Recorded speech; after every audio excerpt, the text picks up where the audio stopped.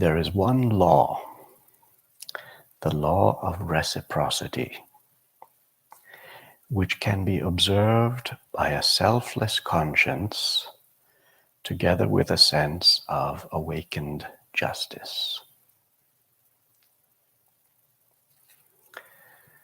So the law of reciprocity is the one law.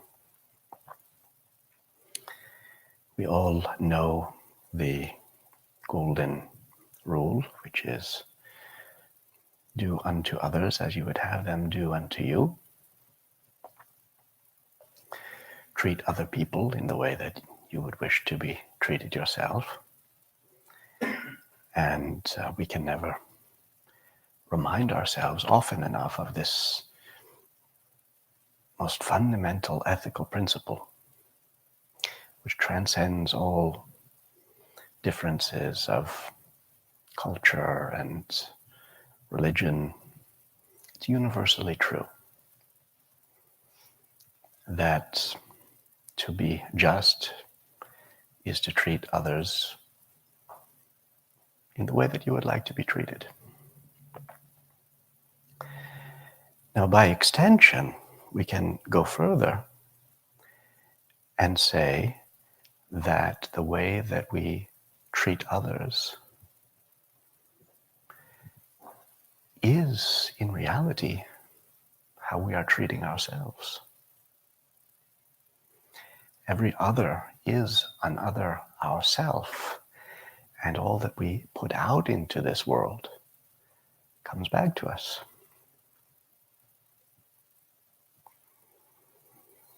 So whatever we do to anyone, we do to ourselves. This is the principle of reciprocity. Everything evens out, if not immediately, eventually.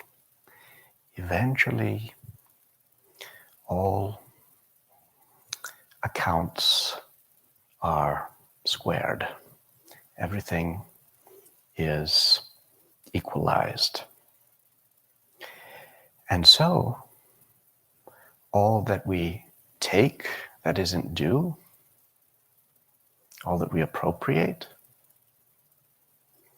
will definitely be taken from us, be taken away. And equally, all that we give will come back to us in blessings. Everything evens out. In Murshid's words, life is a fair trade. Fairness ultimately prevails. It's hard to see that in this world when we look around and we see those who act unjustly prospering and those who are kind being trampled.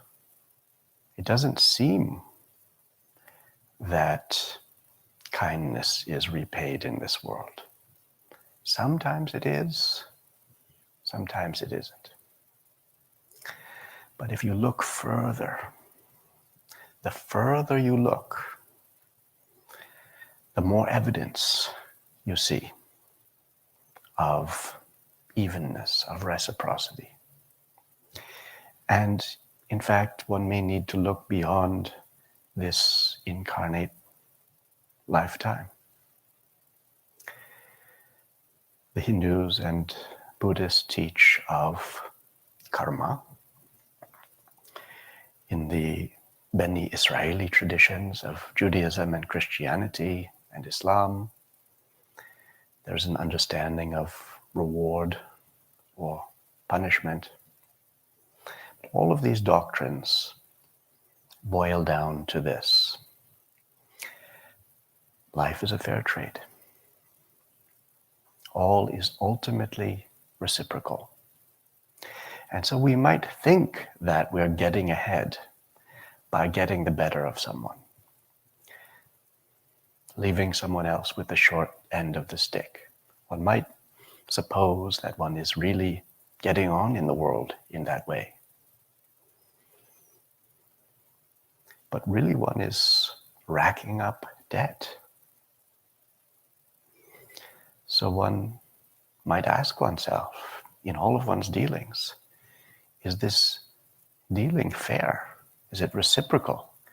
Am I giving as much as I'm getting?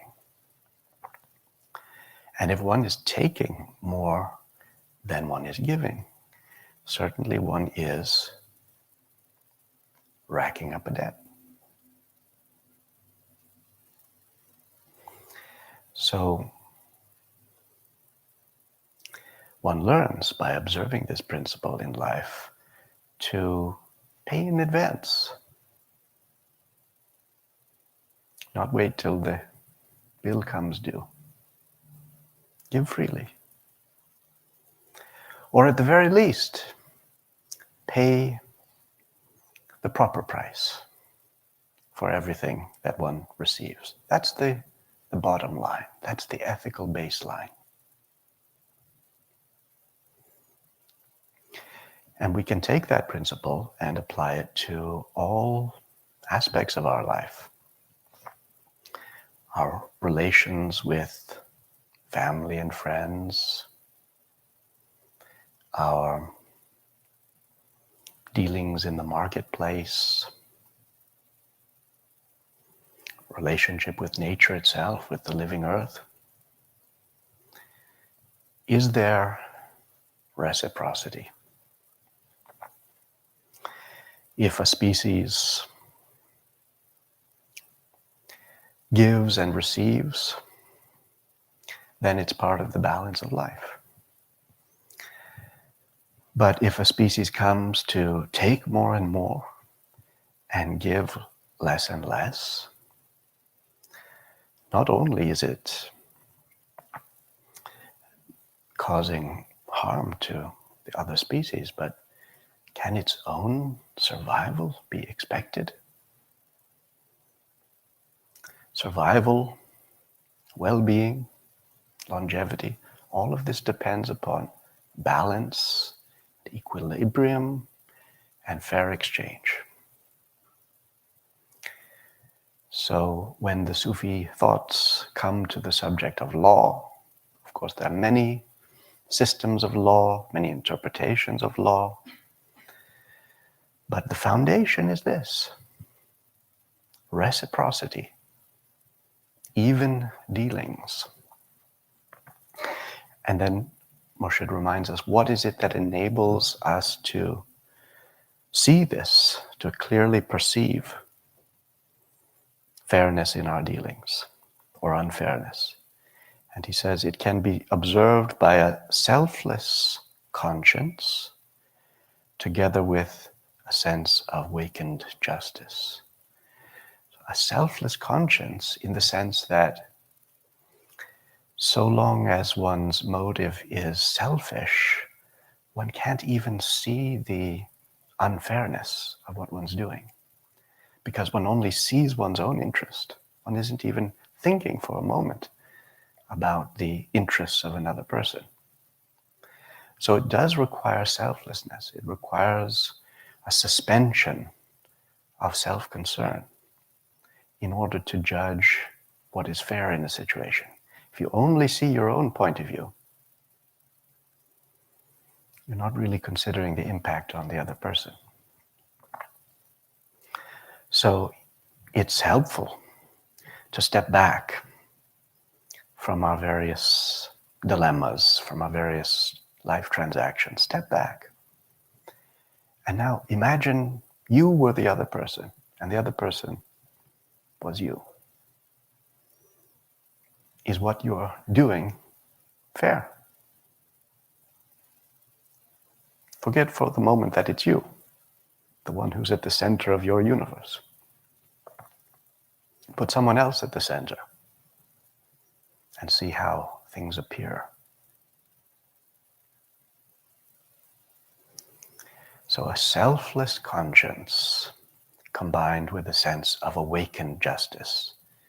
And that word awakened, of course, means watchfulness, vigilance, attentiveness, not just going along, rolling along according to what is easiest and most convenient, but really attentively acting in each situation according to what is fair, as if one's own rights were no greater, by the smallest atom, no greater than anyone else's.